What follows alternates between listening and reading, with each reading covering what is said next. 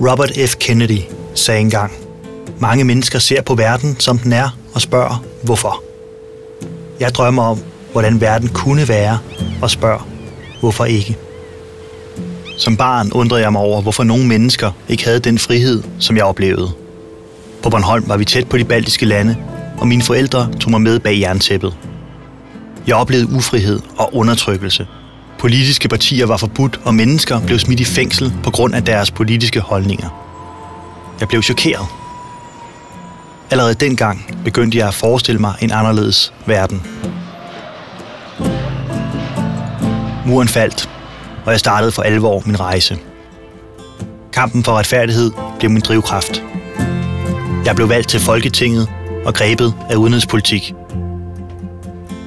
Mange år på Christiansborg har givet mig stor erfaring, men jeg har aldrig sluppet blikket for, at Danmark kan påvirke verden. Vi er afhængige af de lande, der er omkring os. Finanskrisen har kastet millioner af mennesker ud i arbejdsløshed. Når krisen kradser i Grækenland, kan det koste arbejdspladser i Grindsted. Og når økonomien er forbundet på tværs af grænser, skal de politiske løsninger også være det. EU er en politisk kampplads. Vi skal sige klart fra, når de borgerlige vil konkurrere på lave lønninger og dårligt arbejdsmiljø i Europa. Vi skal ikke acceptere, at vores håndværkere bliver underbudt af østeuropæere, der får 50 kroner i timen og sætter livet på spil på grund af ringe sikkerhed. Jeg vil arbejde for, at Europa spiller en aktiv rolle i at bekæmpe social dumping. I mange år stod klimaforandringerne højt på dagsordenen. Det har den økonomiske krise på det seneste skygget for.